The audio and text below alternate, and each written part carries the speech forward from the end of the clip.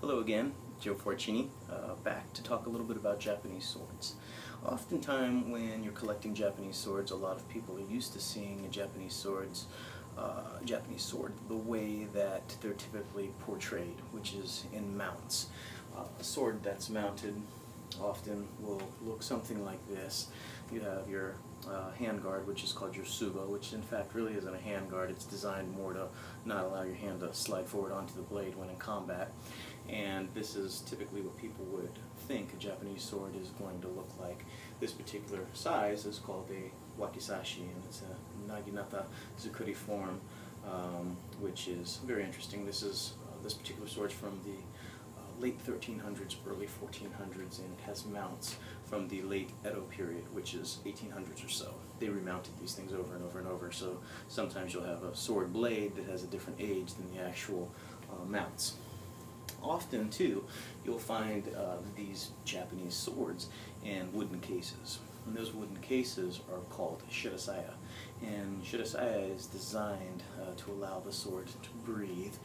It's a resting case so that a freshly polished sword isn't moving in and out of mounts where it can be scratched or dulled or have that opportunity to breathe in different environments.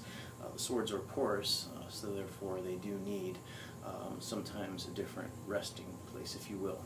Oftentimes when you see these wooden cases, the shirasaya that we're talking about, I'll show you in a moment, they'll have writing on the outside, calligraphy, and sometimes the calligraphy may simply be who owned the sword, for example, the address and contact information. Sometimes the calligraphy will refer to the maker, possibly who made the sword, may do the calligraphy himself. So a modern swordsmith, for example, like from the Gasan school, they do their own sayagaki oftentimes after they've made a sword freshly. And this goes back hundreds of years they were doing this process. And then the most common, which is appraisal. Appraisal is probably the most common form of sayagaki that you'll see.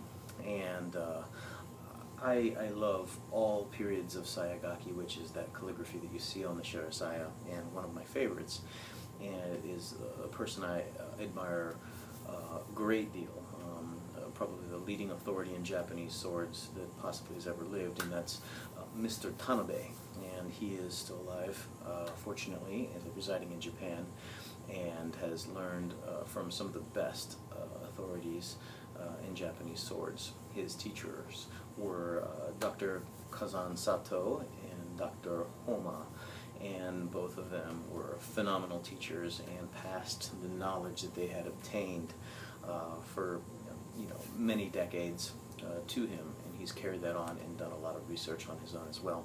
When I was in Japan recently, I got to go to the Sword Museum and take a picture next to Dr.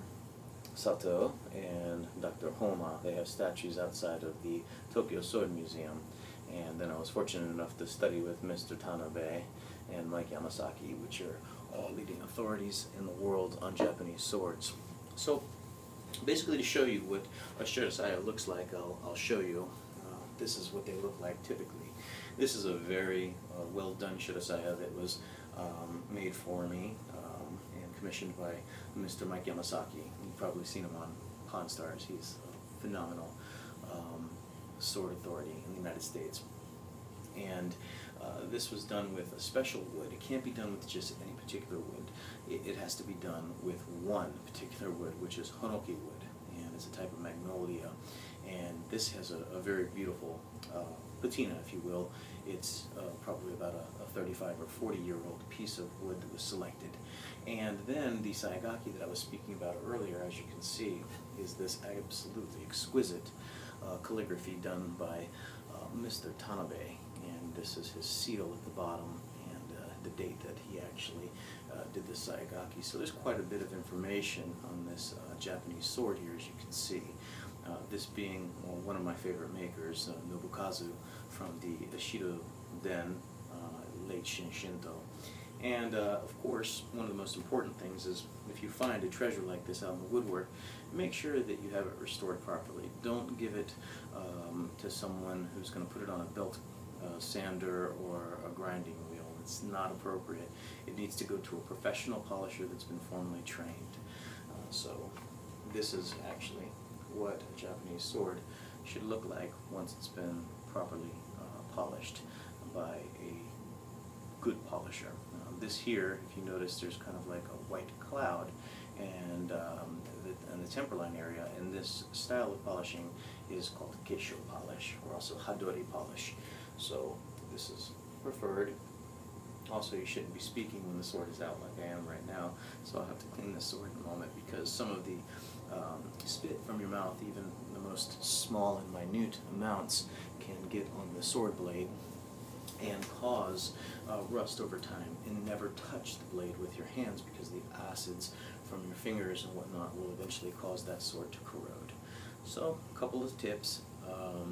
The Saigaki contains really good information like who made the sword, the length of the sword, possibly who the teacher of that particular sword was, or the ranking of that particular sword, and sometimes the value of the sword, gold pieces in more ancient times, and then again the cowl, which is the very bottom seal of the appraiser that needs to be an authority in order to give their seal of approval, if you will. So keep an eye out, and I hope this was helpful.